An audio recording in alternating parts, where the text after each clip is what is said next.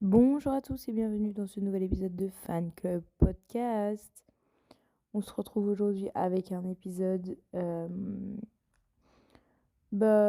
plutôt centré musique. Voilà, je le dis. Euh, cette semaine, on a reçu de la part de l'Académie des Grammy les nominations pour les Grammy 2026 qui auront lieu le 1er février. Et je voulais vous en parler un petit peu.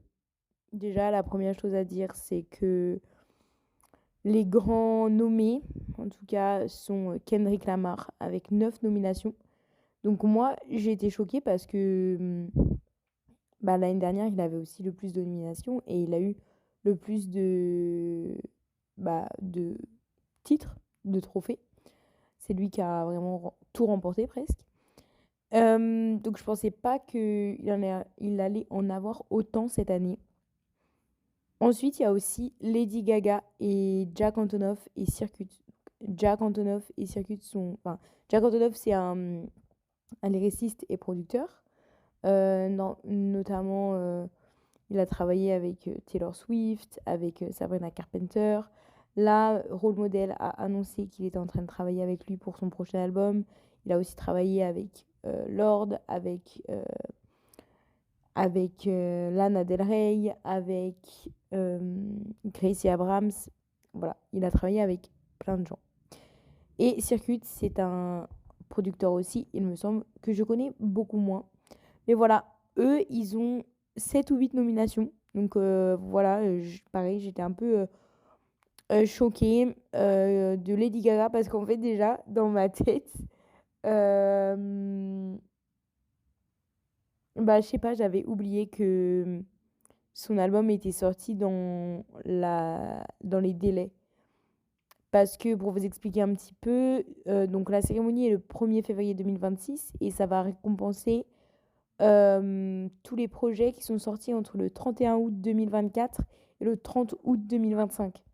Donc, euh, moi, je sais pas, dans ma tête, elle était sortie au mois de septembre. Enfin, en vrai, non, c'est pas que dans ma tête, l'album de Lady Gaga était sorti au mois de septembre, mais je sais pas, j'avais oublié qu'il y avait cet album qui pouvait être dans les possibilités. En tout cas, dans la catégorie album of the Year, il y a aussi Sabrina Carpenter et Bad Bunny qui sont du coup les personnes après qui ont le plus de nominations avec 6, ce qui est quand même beaucoup. Bad Bunny, il a pas mal de nominations donc, pour son album et aussi pour son single DTMF. Et Sabrina Carpenter, c'est surtout pour Man Child, le single, et du coup l'album Man's Best Friend.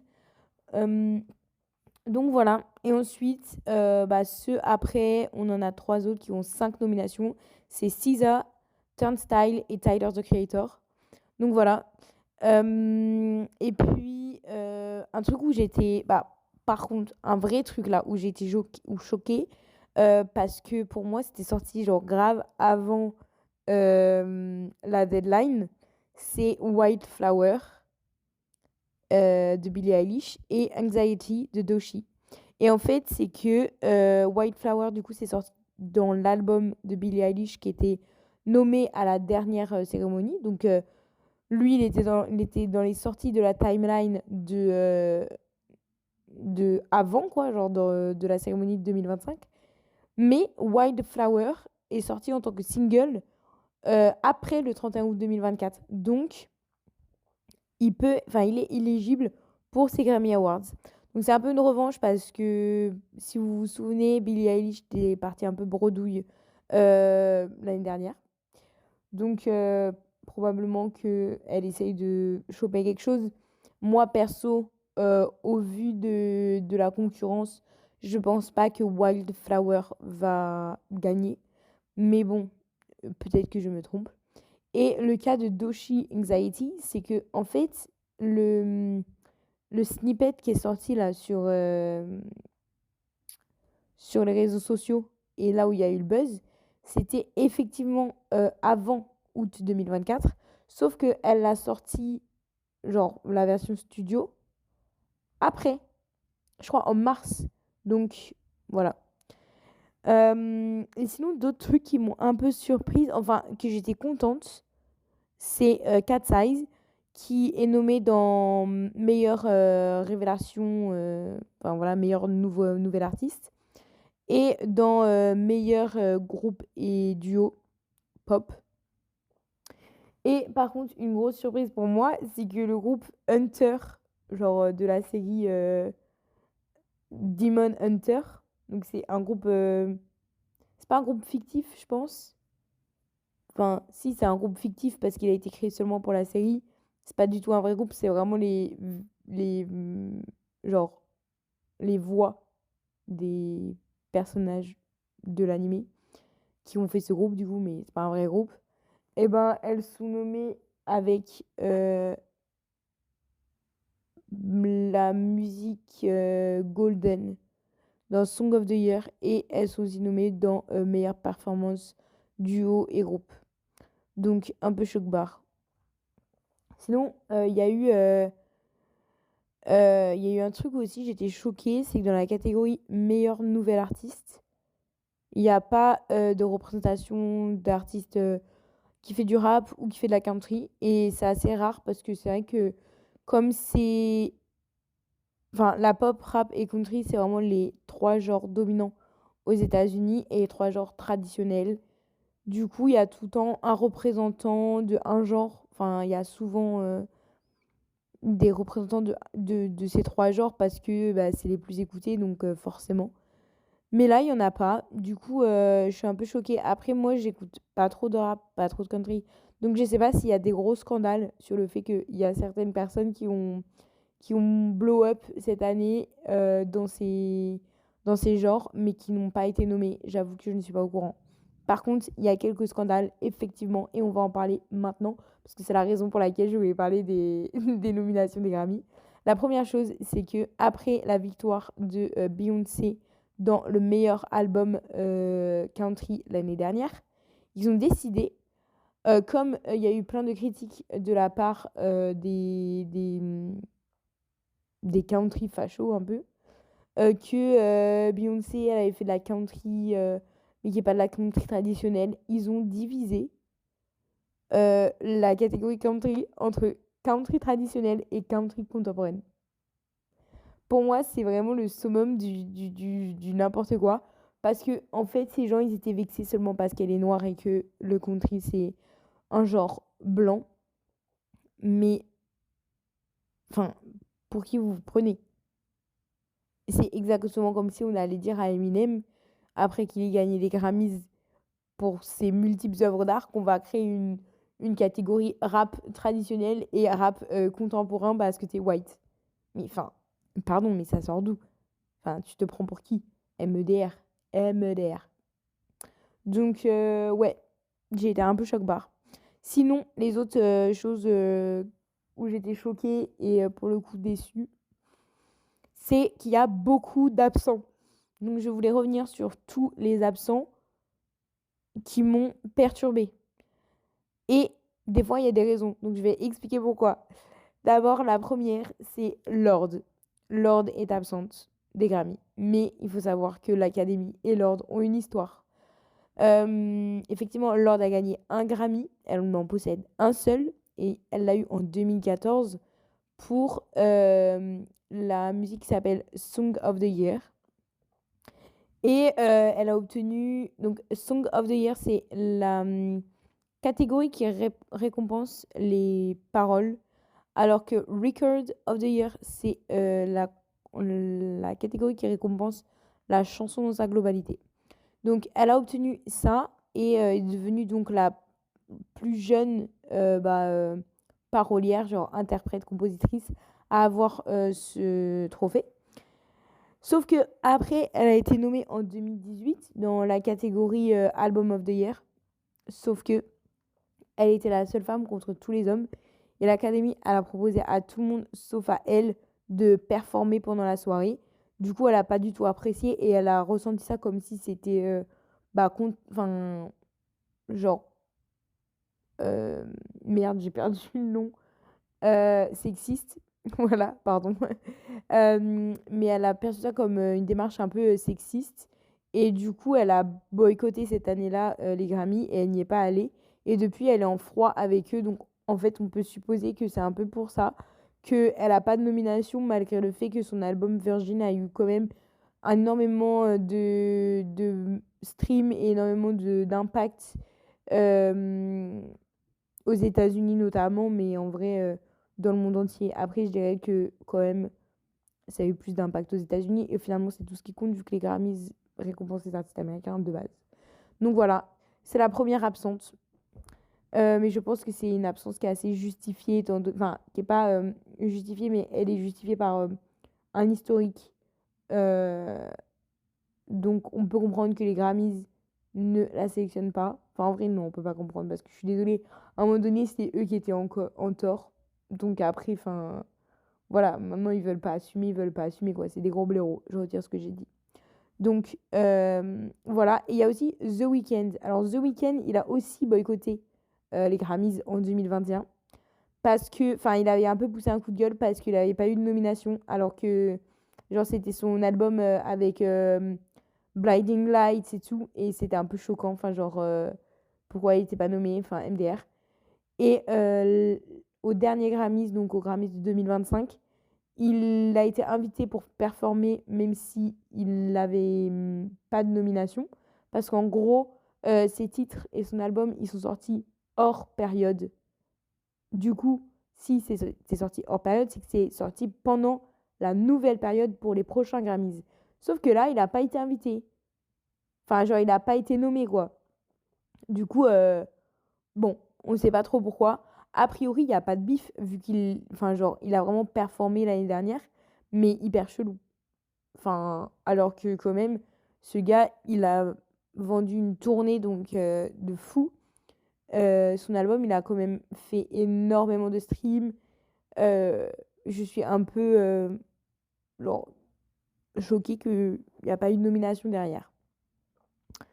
Il y a également Benson Boone qui est absent. Bon, moi, je trouve ça assez normal parce que franchement, enfin, pas normal, mais j'avoue que Mystical, Magical, peut-être qu'il aurait dû être nommé. Mais j'avoue que moi, Benson Boone, c'est pas ma came. Donc, je suis pas en mode ouais, c'est aberrant. Mais j'avoue que je pensais que c'était le genre de personne qui kiffait. Et en plus, il a été nommé l'année dernière en tant que meilleur nouvel artiste. Du coup, je m'étais dit, vas-y, c'est grave un gars qui kiffe. Et là, non, il n'est pas nommé. Donc, on ne sait pas pourquoi. Maintenant, on va rentrer dans mes 3 très grosses surprises parce que c'est vraiment les 3 personnes que je suis et que j'écoute qui ne sont pas nommées. Donc, nous avons Tate McRae qui n'est pas nommée pour une raison qu'on ignore vu que elle aurait pu être nommée dans Best Pop Album, Best Pop Song. Pour moi, elle a tout pour, vu que je pense que avec Revolving Doors, même avec Keep Watching de la musique du film F1, vraiment, elle a énormément, énormément de musiques qui ont été dans le top 100, qui ont fait des top charts. Donc, je ne comprends pas du tout pourquoi elle n'a pas été nommée. Et je ne comprends pas non plus pourquoi elle n'a même pas de nomination pour sa tournée, puisque sa tournée est quand même exceptionnelle. Donc, je comprends pas du tout. Je comprends pas du tout. Tate McRae, elle a déjà été nommée pour Best New Artist il y a quelques années maintenant. Donc, vraiment, pour moi, c'est le mystère. Voilà. Deuxième chose, rôle modèle qui n'est pas nominé. Pour pareil, il aurait pu avoir Best New Artist, il aurait pu avoir Best Pop Song avec Sally. Sally When the Wine Runs Out. Mais j'oublie tout le temps, enfin, c'est trop long. C'est trop long, le frérot, il a fait des titres trop longs. Donc, pour moi, il méritait des nominations. Et peut-être que vous pouvez vous dire, mais meuf, rôle modèle, il n'y a que toi qui le connais, il n'y a que toi qui en parle. Je ne sais pas, je n'ai... Enfin, moi j'ai l'impression qu'en France, son audience est grande, mais reste limitée cette semaine, on rappelle qu'il joue seulement au Trianon. Alors certes, il a 2 dates et c'est sold out, mais je pense pas que ce gars il puisse remplir la Villette non plus. Donc bon, voilà. Et j'entends que peut-être pour vous c'est choquant, mais les Rolling Stones, le magazine Rolling Stones, qui est quand même un magazine reconnu dans le monde de la musique, a qualifié la musique Sally When the Wine Runs Out comme un phénomène culturel américain qui a eu lieu cette année. Et que même eux, ils auraient attendu qu'il soit nommé dans les catégories Best New Artist. Donc pour moi, c'est un réel choc. C'est un réel choc.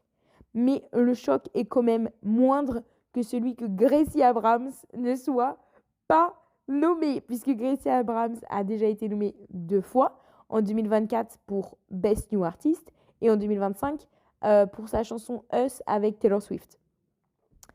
Et là, pour moi, à mon humble avis, et Dieu sait à quel point il est humble, That's So True mérite d'être nommé Song of the Year ou Record of the Year.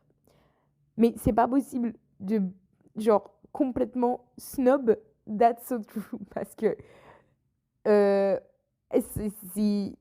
est resté top 10 des charts pendant tellement longtemps. Un nombre de week. Non mais pour qui je me prends un nombre de semaines vraiment énorme. Je n'ai plus les chiffres, mais pour moi c'est la honte. Et c'est la honte et je comprends pas du tout pourquoi. Parce que pour le coup, ils l'ont déjà nommé. Donc en fait, ils la connaissent.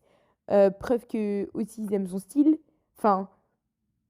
Je comprends pas pourquoi ils ne reconnaissent pas que That's So True a été un tube planétaire. Ooh, bad, you think she's so cool. Thinking back, and then across the room.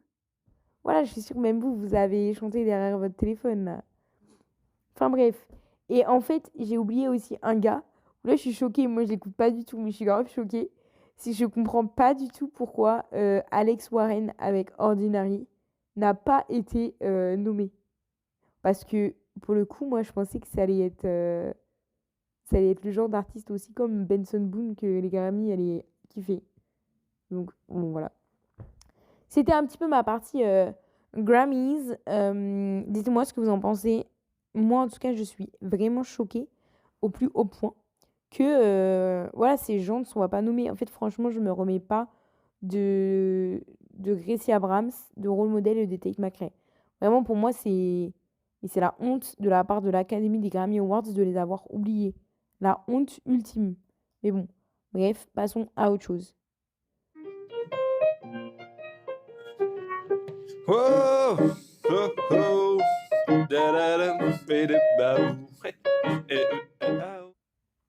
L'autre point que je voulais aborder aujourd'hui, c'est la sortie de l'album de Rosalia. Pourquoi ? Vous allez me dire. Bien écoutez, c'est très simple. Rosalia a sorti un album qui s'appelle Luxe. Et pour moi, je ne l'ai pas du tout écouté. Sachez-le, je ne l'ai pas du tout écouté. Donc là, je vais vous pitcher comme j'ai été pitché le projet. Et vous allez voir. Franchement, vous allez voir. En fait, moi, ce que j'ai compris, c'est qu'il y a des influences hispaniques. Comme on peut se l'attendre avec un album de Rosalia. Mais il y a aussi des influences pop, ce qui est aussi attendu, mais, je refais ma phrase, mais à chaque fois je rajoute, mais aussi, il y a un peu de classique, des notes lyriques. Il me semble que ça a été enregistré certaines musiques ont été enregistrées avec l'Orchestre Symphonique de Londres. Il y a beaucoup de violons. Donc ça donne une perspective autre. Mais sachez que ce n'est pas tout. Cet album qui s'appelle Luxe a été divisé en 4 mouvements qui se séparent donc en 4 parties. Et ces 4 parties de l'album sont composées de 4 ou 5 musiques. La première s'appelle La pureté, la deuxième la gravité, la troisième la grâce dans le sens religieux, genre la grâce de Dieu. Et la quatrième, le départ. Donc ça, c'est la première chose qui est vraiment assez intéressant dans cet album, je pense. Et l'autre chose, c'est que c'est en 13 langues. C'est-à-dire qu'elle va chanter en 13 langues différentes sur toutes ses musiques. Donc, il y a bien sûr de l'espagnol, bien sûr de l'anglais, il y a de l'allemand, puisque, comme j'ai dit, c'est assez classique, donc c'est commun d'avoir... Enfin, la musique classique est très... Enfin, on chante souvent allemand, quoi. Il y a du français, il y a du japonais, de l'ukrainien, de l'hébreu, de l'arabe et du sicilien. Je sais pas si j'ai nommé les 13 là. Espagnol, français, espagnol, français, anglais, allemand, japonais, ukrainien, hébreu, arabe, sicilien. Bon, j'en ai que 9. Je sais pas c'est lesquels, vous ferez vos recherches. Hein. Si, il y a du danois, il y a du danois, il y a du danois. Pourquoi je sais qu'il y a du danois? Parce que elle a travaillé avec deux compositeurs. Sinon, elle a vraiment tout fait toute seule. Et ces deux, c'était sur deux chansons spécifiques. Il y en a un qui s'appelle Björk. Et c'est sur la chanson où elle chante en danois. Et elle a travaillé aussi avec Charlotte Gainsbourg pour une phrase notamment dans le titre qui s'appelle Jeanne.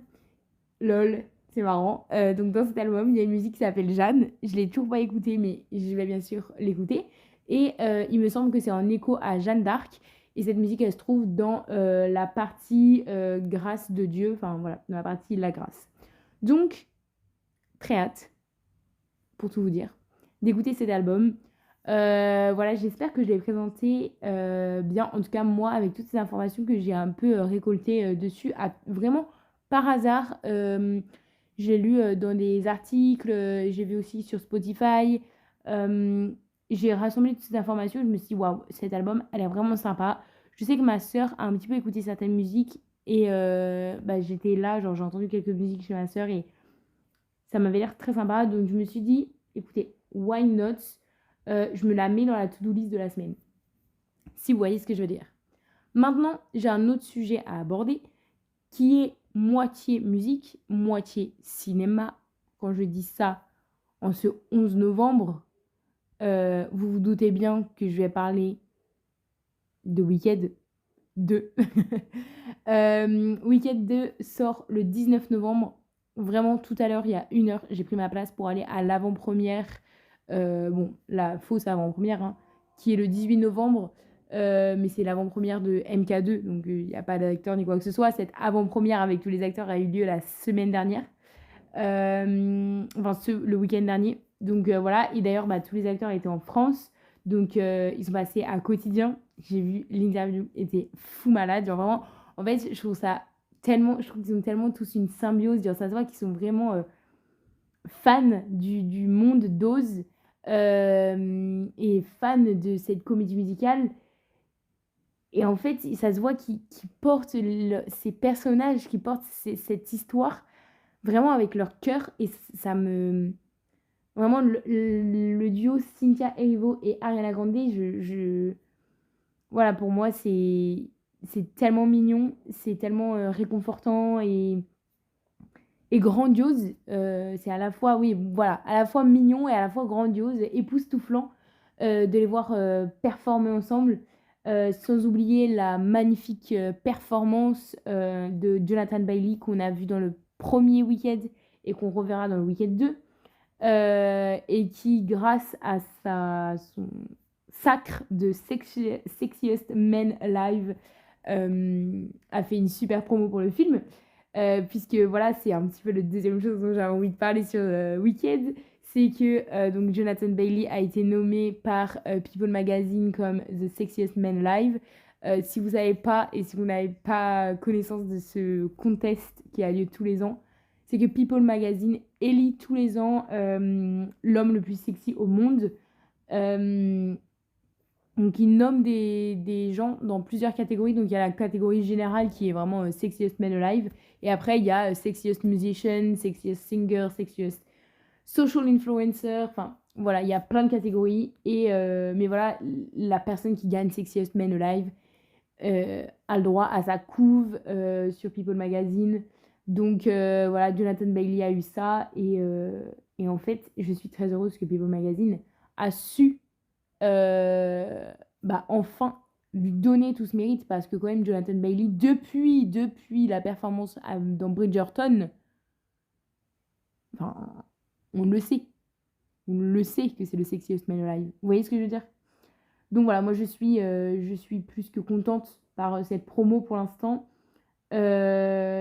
J'espère que le Weekend 2 va être à la hauteur de Weekend 1 que j'avais absolument adoré, que j'étais allée voir le 31 décembre, si vous voulez tout savoir. J'étais allée voir Weekend le 31 décembre vers 10h, je pense. Il n'y avait personne dans le cinéma. Mais du coup, là, je me suis dit, voilà, je vais en profiter d'être à Paris. Et je vais aller voir l'avant-première parce que, bah, du coup, voilà. C'est un peu tout ce que je voulais dire sur le sujet, en fait. Voilà. Et sinon, alors, qu'est-ce que je voulais vous dire d'autre? Si, j'ai passé un week-end de fou taré, puisque j'ai eu de la visite ce week-end, ce que j'adore, parce que quand j'ai de la visite à Paris, ça me pousse à faire des activités, à aller dans des quartiers de Paris, dans des endroits de Paris où je ne vais pas. Et là, la première chose, c'est que déjà, je suis allée à un concert de jazz qui était trop bien. C'était avec le saxophoniste de Miles Davis et son groupe. Ils sont programmés tous les lundis soirs à la salle La Gare Le Gore. Voilà, si vous êtes à Paris, bah, je vous conseille d'y aller. Cette salle, elle est absolument divine, puisque déjà, elle est très stylée. Elle est très Halloweenesque, dans le sens où elle est terrifiante. Mais elle est grave sympa.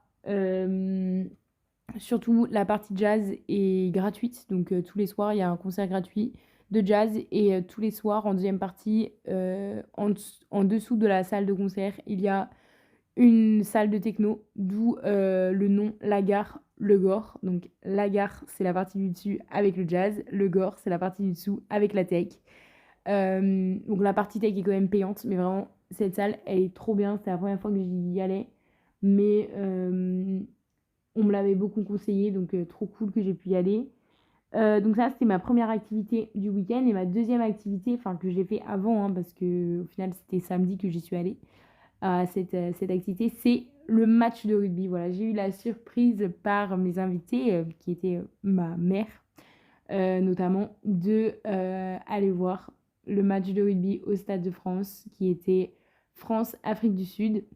Super match, je trouvais que l'ambiance était vraiment géniale. Je sais que le rugby, comme ils font enfin, comme il y a souvent des matchs, enfin, ils ont vraiment l'habitude d'avoir une scénographie, d'avoir un vrai, une vraie ouverture et une vraie ambiance dans le stade. Du coup, bah, c'était trop bien.